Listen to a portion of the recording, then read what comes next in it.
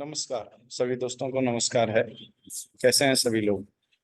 ऐसा कि मैं बाजार को देखने की कोशिश कर रहा हूं, तो थोड़ा सा हम लोग मंडी के मार्केट को समझने की कोशिश करते हैं। तो हमारे पास आ, सबसे पहले तो हम थोड़ा सा मनी कंट्रोल पर देखने की कोशिश करते हैं। तो मनी कंट्रोल में क्या हमें समझ में आ रहा है, तो अगर हम ग्लोबल वाइज देखें तो हमें ये देखने को मिल रहा है कि डाउ जोन्स जो है 211 पॉइंट प्लस होकर बंद हुआ है। और दूसरी और भी आप चीजों को दे सकते हैं, ये चाइना, फिर से हांगकांग या दूसरे ताइवान के कैसे मार्केट्स ने रिएक्ट किया है। तो यहाँ पर आपको ये देखने को मिल रहा है कि सबसे पहली चीज है कि डाउ जोन्स जो है आपको बुलिश दिख रहा है। बाकी अगर दूसरे देशों की बात करें तो यहाँ पर बेरिश एकदम रेड सा ये दिखाई दे रहा है। वहीं भारत की हम बात करें, गिफ्ट निफ्टी की, इंडिया की अगर बात करें तो 92 पॉइंट्स हमें प्लस दिख रहा है, यानी हमें ग्रीन दिख रहा है। तो जहां तक मुझे संभावना है कि बाजार थोड़ा सा गैप अप होने की उम्मीद है। अब रही बात की थोड़ा सा चार्ट पर इस चीजों को देखने और समझने की कोशिश करते हैं। तो देखिए, सबसे पहली चीज है कि अगर प्राइस गैप अप के साथ अब जो प्रीवियस डे का हाई था उसके ऊपर कहीं ओपन हो रही है, या फिर प्राइस फ्लैट ओपन हो रही है, लेकिन मुझे ऐसा लग रहा है कि 60 to 70 पॉइंट्स गैप अप होना चाहिए, जैसा कि अभी हमारी गिफ्ट निफ्टी को देखते हुए। तो अगर 60 to 70 पॉइंट्स गैप अप होता है तो हम प्लान और स्ट्रेटजीज कैसे बनाएंगे? तो सबसे पहले तो हम प्लान कैसे करेंगे, तो सबसे पहले तो यहाँ क्या है कि इस जोन से आपको बचना है। यानी कि अगर ये प्राइस जाएगी तो हो सकता है कि अगर 15 मिनट या बड़े टाइम फ्रेम पे या आधे घंटे में ये कोई कैंडल बनाए और इस जोन के ऊपर अगर वो क्लोजिंग कर दे, तो फिर आपको थोड़ा सा ट्रेड में बचना है। या फिर ये मार्केट क्या कर सकती है कि जो प्रीवियस डे का एसएल है इस पॉइंट के आसपास, उसको भी मार्केट टारगेट कर सकती है। जो प्रीवियस डे के लोगों ने यहाँ पे एक एसएल इस जोन में बनाया होगा, उसको प्राइस जो है कि एसएल हंट करने के लिए जा सकती है। अब रही बात की क्या मैं इस बाजार को बुलिश देख रहा हूँ? तो नहीं, अभी मैं इस बाजार को बुलिश नहीं देख रहा, क्योंकि अगर बुलिश होने के लिए इस प्राइस को इस जोन के ऊपर कोई ऐसा सिंबल देना होगा, जैसा कि हम कुछ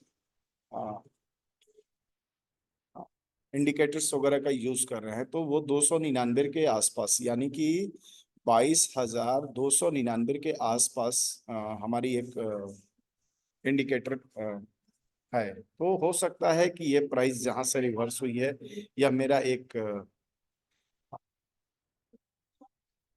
ये सपोर्ट जोन रहा है जहां से प्राइस जो है कि यहाँ से रिवर्स हुई है। अभी क्या है कि हम थोड़ा सा ऐसे जगहों में बचने की कोशिश करेंगे। अगर ये प्राइस पिछले वाले प्रीवियस के ऊपर अगर किसी बड़े टाइम फ्रेम में ये प्राइस आकर क्लोज कर रही है, तो हम सीधे यहाँ पर कोई भी पुट का ट्रेड नहीं करेंगे। अब हम तब करेंगे कि जब ये प्राइस यहाँ ये कंसोलिडेशन सा हो जाए, ठीक है। और हम क्या करेंगे कि इस प्राइस में जब ये ऊपर आए तो हम जस्ट डीपर एंट्री करेंगे और इसके आसपास ही एसएल रख के हम पुट का प्लान करेंगे। तो कल का दिन ऐसा ही मैं इसको प्रिडिक्ट कर रहा हूँ। और हमारा target and risk and reward का क्या होगा, तो हमने देखा है कि अगर मैं यहाँ ट्रेड करता हूँ तो मेरा मेरा जो है व्यू ये रहेगा कि हम यहाँ पे अगर कोई प्लान करें शॉर्ट का, तो हम यहाँ से कोई डीपर एंट्री कोशिश करेंगे।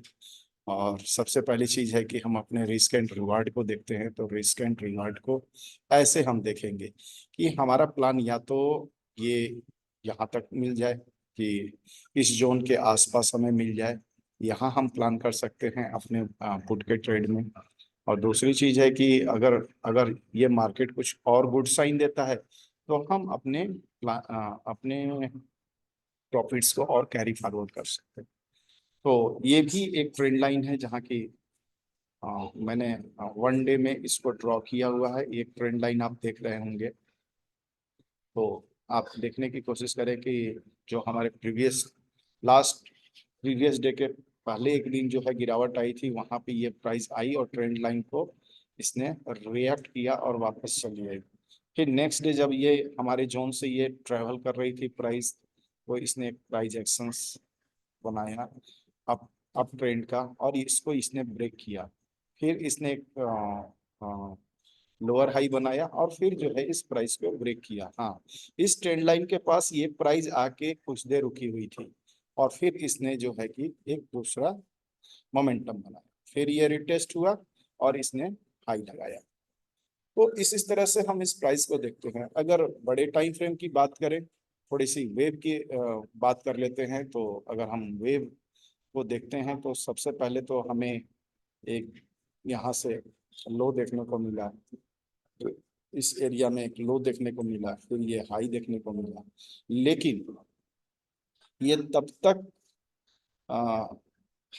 जब तक कि इस प्राइस के ऊपर ये प्राइस जाके क्लोज नहीं कर रही है, तब तक ये जो प्राइस है ये ब्रेकेबल, इसको ब्रेक नहीं माना जाएगा, इसको वैलिड ही माना जाएगा। यानी कि कभी भी इस मार्केट को यहाँ से निकलकर और इस जोन के ऊपर क्लोजिंग करनी होगी, तब जाके ये आप बोल सकते हैं चेंज ऑफ कैरेक्टर या दूसरी और चीज़ों को जो आप नॉलेज रखते हो, क्योंकि मैं भी बहुत सारी चीज़ों की स्टडी किया हूँ। तो अगर ये जो है कि प्राइस यहाँ से ऊपर जाके और प्रीवियस डे का जो भी ये जोन रहा है इसके ऊपर कहीं ये क्लोज करती है, तो फिर इस जोन का कोई मतलब नहीं होगा। यानी कि ये जोन जो है कि अब किसी काम का नहीं रहा।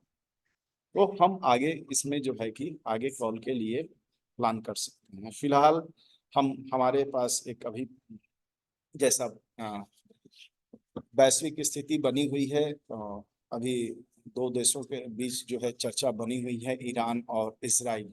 तो ऐसी चीजों को देखते हुए अगर हम ग्लोबल चीजों पर नजर डालेंगे तो उन पे भी हमें यही सब दिखाई दे रही हैं कि हाँ, कुछ विश्व स्तर पे कुछ घटनाएं हो रही हैं जिसके कारण जो है बहुत सारे विश्व के ऐसे स्टॉक्स हैं या शेयर मार्केट हैं जिन पर जो है कि काफी गहरा दबाव बना है। और इसी की वजह से अभी जो है कि बहुत सारे आपको शेयर मार्केट जो हैं दूसरे देशों के, वो आपको यहाँ पर लाल रंग के बंद होते हुए दिखाई दे रहे हैं। तो हम प्रीवियस डे की ही बात कर लेते हैं, तो यहाँ पर इतने सारे जो है कि आपको शेयर मार्केट ऐसे दिखेंगे दूसरे देशों के जो आपको लाल दिखाई दे।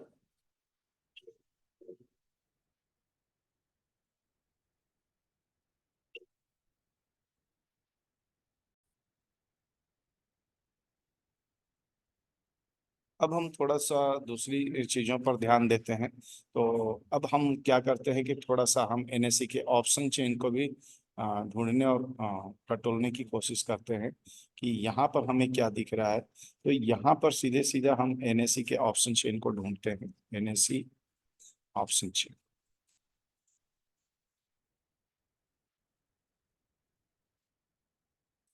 इसे मैं मिटा दे रहा हूँ। तो एनएससी के ऑप्शन चेन पर हमें क्या मिल रहा है। तो सबसे पहली चीज है कि एनएससी के ऑप्शन चेन में हम अगर देखने की कोशिश करें तो 22,200 जहाँ के आसपास ही प्राइस खड़ी है, और 22,147 यानी कि यहाँ कहीं ये प्राइस खड़ी है। तो हम यहाँ पे देखने की कोशिश करते हैं, तो सबसे बड़ी वॉल्यूम जो है पिछले दिन जो है कि हमको 22,200 पर देखने को मिली। सेकंड वॉल्यूम जो है हमको 17,57,57,हजार 22,100 पर देखने को मिली।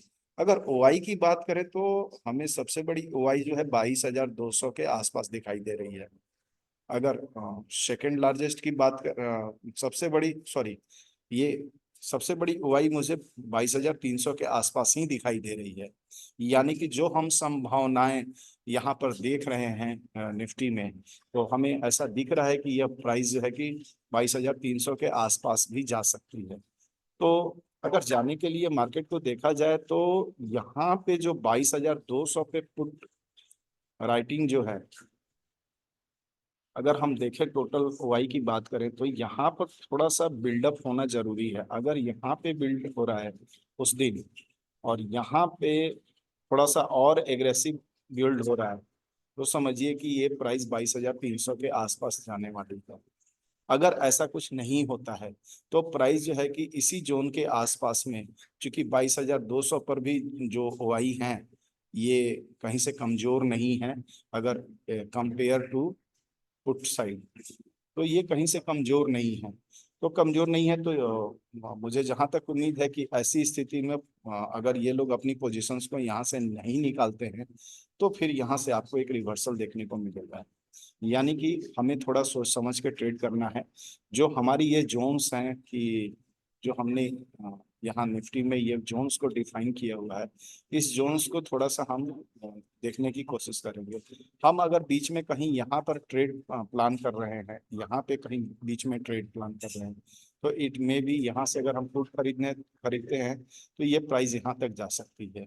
अगर हम यहाँ से कॉल खरीदते हैं, यहाँ से कॉल खरीदते हैं तो हो सकता है कि ये प्राइस जो है कि ऐसे आ, ये तो हाई हो गया, इसको हम हाई मार्क कर लेंगे, इसको हम लो मार्क कर लेंगे। हो सकता है कि ये प्राइस इसी के आसपास से जाकर, चूंकि 22,200 पे हमारा रेजिस्टेंस स्ट्रांग है तो ये प्राइस यहाँ से अगर नीचे आ गया तो समझ लीजिए कि फिर से डाउन ट्रेंड हो जाएगा। क्योंकि अभी जब तक ये प्राइस इसके ऊपर क्लोज नहीं करेगा तब तक हम बुलिश नहीं हो सकते हैं। तो दोनों चीजें हो सकती हैं, तो हम कम से कम इस पूरे जोन का वेट करें और तब तक हम अपनी चीजों को देखते रहें, ऑप्शन चेन को देखते रहें। अगर ऑप्शन चेन के बारे में आपको जानकारी है कि शिफ्टिंग क्या होती है, कैसे शिफ्टिंग होता है, वॉल्यूम की शिफ्टिंग कैसे होती है, कितना परसेंट शिफ्टिंग को हम लोग मजबूत मानते हैं, कितना परसेंट शिफ्टिंग जो जब डिक्रीज होती है तो उसको हम कमजोर मानते हैं। इन सब चीज़ों को देखते रहना होगा और एक्सपीरियंस लेते रहना होगा इस बाजार से। और मैं फिर से एक बात दोहरा दूं कि मैं कोई सेबी रजिस्टर्ड टीचर नहीं हूं। हाँ, मैं अपनी चीज़ों को आप तक रख रहा हूँ। अगर आपको इन चीज़ों से कहीं लॉस या प्रॉफिट होता है तो इसका मेरा चैनल और मैं खुद इसका जिम्मेदार नहीं हूँ। यह एक एजुकेशनल पर्पस के लिए वीडियो बनाई गई है। धन्यवाद।